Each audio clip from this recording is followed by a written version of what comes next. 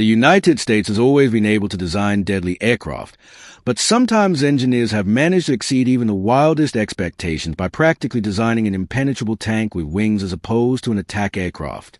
In today's video, we'll be discussing the A-10 Thunderbolt II, which is celebrating an impressive 50 years in the skies this May. You'll learn about the battles in which the star of today's video took part, its modifications, and how long it will serve in the Air Force. The A-10 Thunderbolt II was named after the World War II fighter bomber P-47 Thunderbolt. The pilots affectionately called the brainchild of the Fairchild Republic a Warthog because of the specific type of nose it had, reminiscent of an African boar. In photos, it is often seen with a pattern of razor-sharp teeth. The Warthog's long history began in the jungles of Vietnam, which proved to be a difficult obstacle for the existing fleet of Republic Aviation's costly F-105 Thunderchief and McDonnell Douglas's F-4 Phantoms. Back then, the main strike force of the United States was the A-1 Sky Raider from Douglas during the Korean War, a powerful, specialized support aircraft with a decent payload and the ability to stay in the air seemed like a good solution. At the same time, however, its propeller design was too slow and vulnerable to enemy ground fire. Additionally, the aircraft's firepower was poor, resulting in losses in excess of 266 A-1s during the Vietnam War. America now more than ever needed a hardy, specialized attack aircraft capable of withstanding shots from even anti-tank guns. Therefore, in 1961, the U.S. authorities, represented by Secretary of Defense Robert McNamara, ordered the U.S. Air Force to develop two tactical aircraft. One of them was to take on the role of a long-range strike force and interceptor, and the second would take the role of a fighter bomber. That is how the F-111 Aardvark from General Dynamics appeared. The role of the fighter was given to the F-4 Phantom II from McDonnell Douglas, which later turned out to be too expensive both to purchase and to operate.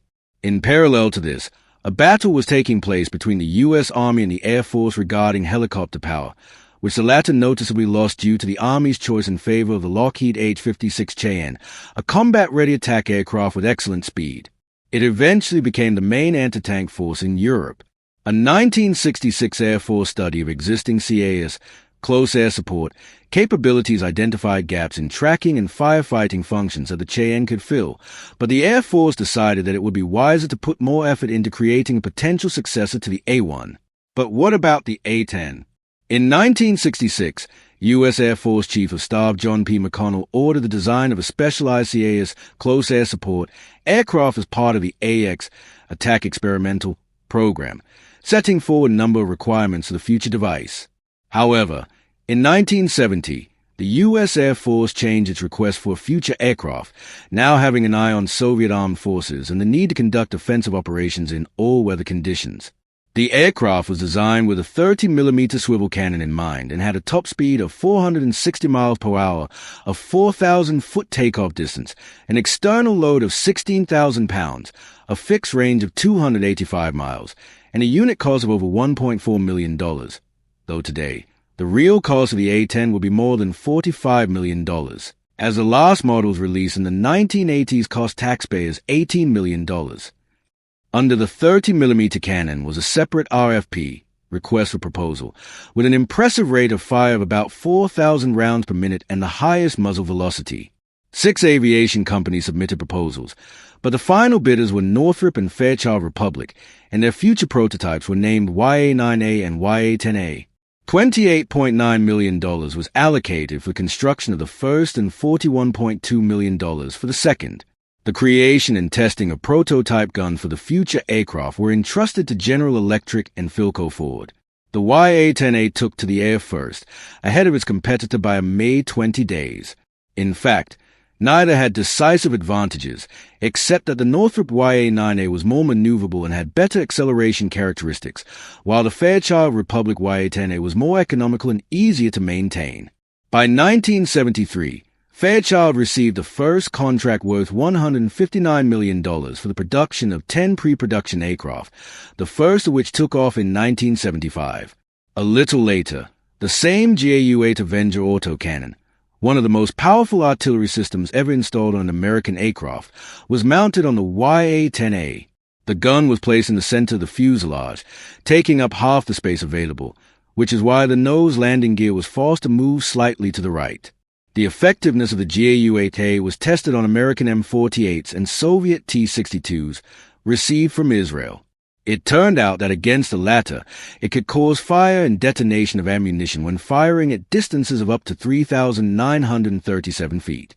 Through years of testing and extensive combat use, the A-10 has been exceptionally combat-hardened, capable of withstanding direct hits from armor-piercing and high-explosive shells up to 23 mm caliber.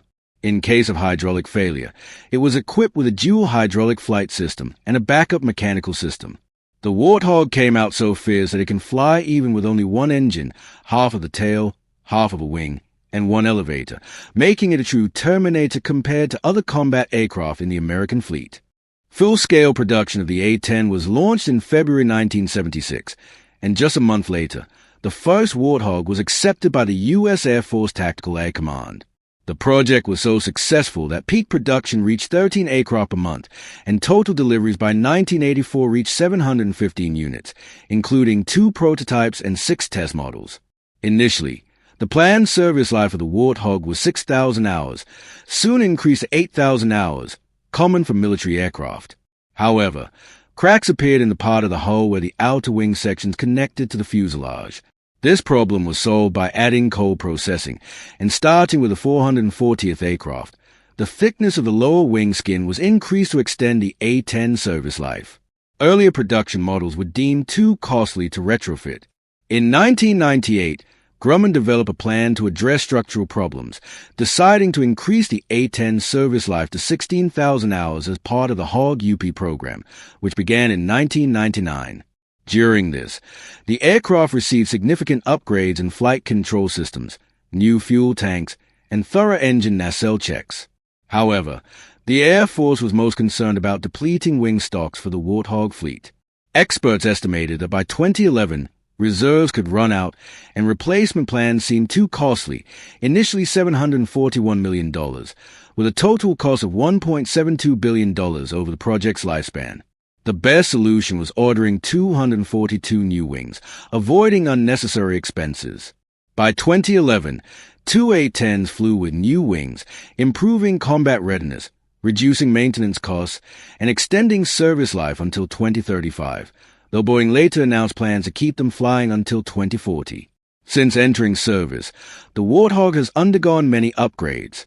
In 1978, it received a paved penny laser sensor unit to detect laser-illuminated targets. In 1980, it was equipped with an inertial navigation system, a low-altitude safety and targeting upgrade, including computerized gun guidance, autopilot, and ground collision warning. In 1999, it received GPS navigation, multifunction displays, and an integrated flight and fire control computer, IFCCC. Further upgrades included combat search and rescue locating systems, improved early warning and anti-jamming systems. The Air Force also recognized the A-10's engines as suboptimal, requesting $2 billion to replace them. Among the A-10's modifications, the most advanced is the A-10C, created under the Precision Engagement Program, featuring digital avionics and improved communications, reducing target detection and engagement time.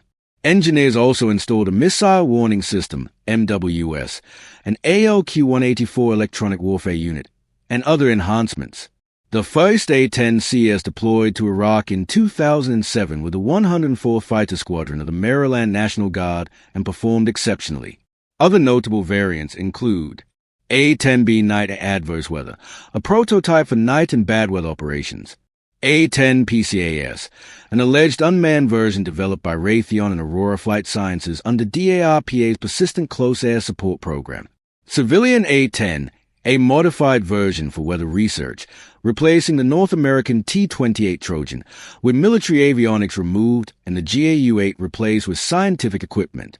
The Common Fleet Initiative A-10 led to further improvements, including a new wing design, data link capabilities, JDAM, Joint Direct Attack Munition, compatibility, Wind-Corrected Munitions Dispenser, WCMD, GBU-39 small diameter bombs, and advanced targeting pods like Northrop Grumman's Lightning or Lockheed Martin Sniper Advanced Targeting Pod.